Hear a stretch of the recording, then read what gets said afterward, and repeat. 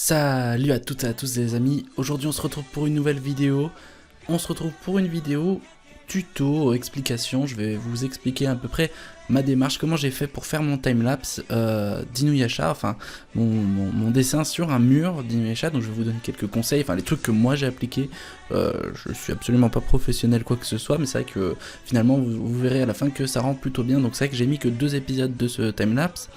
Mais en fait, il s'est trouvé que je l'ai terminé entre temps, parce que après, entre temps, j'avais eu la flemme de faire des vidéos, et ce timelapse date d'un petit moment, et c'est vrai qu'entre temps, je l'ai terminé. Donc du coup, on va se retrouver sur la première photo, donc c'est celle-ci que vous voyez en face de vous, normalement. Donc, bon, là, c'était le format papier. En fait, j'ai été un peu fou dans ma tête, je sais pas ce qui s'est passé. Donc d'abord, en fait, j'ai fait qu'une seule fois sous format papier, donc comme vous pouvez voir, c'est horrible. C'est horrible parce que on voit l'œil parti en couille, tout ça, et c'est vrai que je me suis dit bon, on va le tenter quand même, on verra bien. Et donc du coup, pour commencer, donc ma première astuce que je pourrais vous donner, c'est d'abord de le faire sur feuille, sur un plus petit format, parce que c'est vrai que moi je me suis attaqué sur mon mur qui fait du à peu près 2,30 m de hauteur, et de largeur, il fait à peu près 2 mètres et quelques aussi. Bon, le dessin n'a pas pris 2 mètres et quelques de largeur, mais pas si loin que ça, quoi. Et donc du coup, moi je pense que ça peut être pas mal de vous entraîner d'abord à le faire sur papier. Bon, moi je l'ai fait qu'une fois, j'ai fait cette erreur. Bon, vous verrez que ça rend quand même bien, mais honnêtement, c'est vrai que j'aurais dû, dans la logique, faire plus d'essais.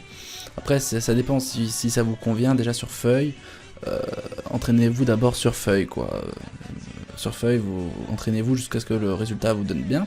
Une fois que c'est fait, vous prenez les mesures de la feuille et du mur, et vous allez donc retranscrire. Bon, moi ce que j'ai fait, j'ai d'abord placé les yeux, tout ce qui est par exemple le coin ici, le coin ici, le coin ici, le coin ici, des yeux, le nez, la bouche et tout.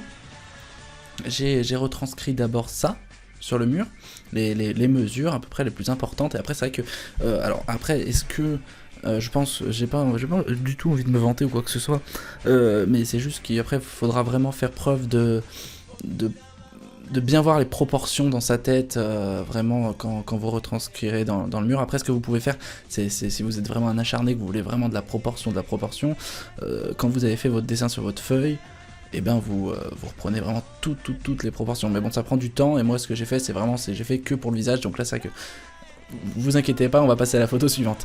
Donc ouais, donc voilà, j'ai retranscrit. Ensuite, j'ai fait l'ensemble au crayon papier. Bon, je sais pas, j'avais quand même envie de colorier les zones sombres pour m'indiquer où je ferai les zones sombres quand je ferai de la peinture. Donc là, comme vous pouvez voir, effectivement, je l'ai fait au crayon papier, tout, on voit le visage et tout. Bon, pour le moment, c'est vrai que c'est pas très net. Donc là, du coup, j'avais pris une deuxième photo. J'ai souvent fait ça d'ailleurs. On va essayer de le pivoter. Hop. Est-ce que ça va bien marcher? Donc ouais, j'ai souvent fait ça au niveau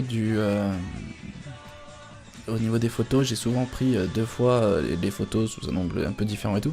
C'est vrai que je trouve c'est dommage, j'ai pas pris assez de photos au cours.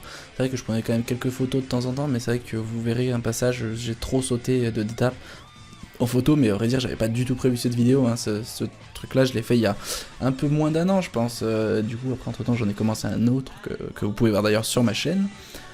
D'ailleurs je suis toujours en réflexion dessus, mais bon on en parlera lors du prochain timelapse. Donc du coup, ensuite après avoir terminé tout ce qui est crayon papier, comme vous pouvez le voir, bon c'est vrai qu'on voit pas le bas, hein, normalement ça continue en bas, j'avais pas assez reculé à ce moment-là. J'ai commencé du coup à faire la peinture, les lignes noires à l'impeinture. Donc à ce moment-là j'avais pas encore le feutre Posca, donc du coup ça faisait pas forcément très propre, les traits c'était pas top. Bon là c'est aussi dû à la photo, mais ça y joue aussi. Donc ouais, donc une fois que vous avez fait ça, alors moi c'est vrai que j'ai fait au tout début, j'ai fait toutes les lignes noires, comme vous pouvez voir, j'ai fait toutes les lignes noires. Alors c'est une bonne chose, oui et non, tout simplement parce que quand vous allez remplir avec la couleur, et le problème c'est que si vous dépassez un peu trop sur la ligne noire, alors que vous avez déjà fait votre peinture, c'est emmerdant, tu vois. Donc du coup, ce que je peux vous conseiller, c'est de pas faire comme je l'ai fait là, parce que à ce moment-là, c'était mon tout premier, je savais pas encore trop comment procéder. Franchement, je suis allé en mode YOLO, j'ai regardé aucune vidéo, aucun machin, j'ai foncé. Mais ce que je peux vous conseiller vraiment, c'est de d'abord peut-être faire donc toutes les lignes correctement, bien appuyer quand même un peu au crayon papier sur le mur. Et une fois que c'est fait, d'abord faire la couleur, en faisant attention quand même de pas trop aller sur les lignes, mais un petit peu quand même, enfin remplir la couleur quoi. Et ensuite, par la suite, soit au pinceau à la peinture noire, si vraiment vous n'avez pas de feutre Posca comme je vous l'ai déjà présenté. Sinon, allez vous en acheter un, franchement ça coûte à peine, je crois que j'ai payé 5 €, un truc comme ça vaut vraiment le coup. Donc soit vous faites avec le feu de Posca, enfin Posca ou toute autre marque, hein, peu importe. Donc là, j'ai pris avec un autre effet. Donc là j'ai commencé, alors, j'ai eu envie de commencer par l'épée, donc j'ai commencé à faire l'ombre de l'épée. Alors c'est vrai que quand on voit comme ça, comme je disais dans une de mes vidéos précédentes, oui on notera l'apparition d'un doudou ici, d'un cul de doudou, je sais même pas vraiment ce que c'est, en tout cas un cul quoi. En tout cas peu importe. Donc je disais, oui je disais, quand on voit cette image là, que ce soit là ou bien même celle-là, c'est vrai qu'on a du mal à se dire bah, qu'est-ce que ça va donner, parce que la peau est blanche, tout est blanc encore, et du coup c'est vrai qu'en plus les traits étaient pas forcément très propres. Je me suis dit mais putain, mais j'ai foiré mon truc, comment je vais faire? Et c'est vrai que vous allez voir que par la suite, donc là voilà, je reprends une photo.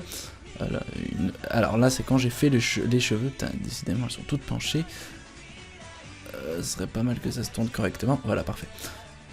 Effectivement là je venais de faire les cheveux, enfin l'ombre, l'espèce sombre des cheveux, et c'est vrai que du coup on se rend pas forcément compte de ce que ça va donner, mais faut vraiment pas perdre espoir à ce niveau là. J'avais quand même un minimum, parce que c'est vrai que finalement quand je voyais au crayon papier, je voyais que c'était quand même pas si mal que ça. Donc du coup je pense que vraiment si je peux vous donner un conseil aussi, c'est de pas perdre espoir et de pas abandonner, ça c'est con quand même sinon. Et voilà, après c'est vrai qu'en termes de conseils autres, est-ce que je vais juste vous montrer par la suite comment j'ai fait, mais c'est vrai qu'il n'y a pas vraiment d'autres conseils, hein, c'est vraiment dans l'ordre comme ça je pense qu'il faudrait faire. Mais voilà, après si vous avez des questions, n'hésitez pas bien sûr à les dire dans les commentaires, j'y répondrai, et voilà. Alors ensuite, qu'est-ce qu'on a? Bah là j'avais commencé, d'ailleurs je l'ai fait en timelapse cette partie-là, la partie de la manche. Donc là après, c'est vrai qu'au début j'essaie d'imaginer, franchement j'essaie d'imaginer. Et là, bam, donc effectivement j'ai manqué de photos, ça c'est vraiment dommage. Alors là, après c'est vrai que quand j'ai terminé le pantalon, que j'en étais arrivé là, j'étais satisfait vraiment, parce que au début je m'y attendais pas vraiment, j'avais un peu peur, là je venais de faire la peau. Alors j'aurais dû prendre une photo avant de faire la peau, et laisser tous les habits, mais c'est vrai que c'est dommage, j'ai pas pensé à ce moment-là.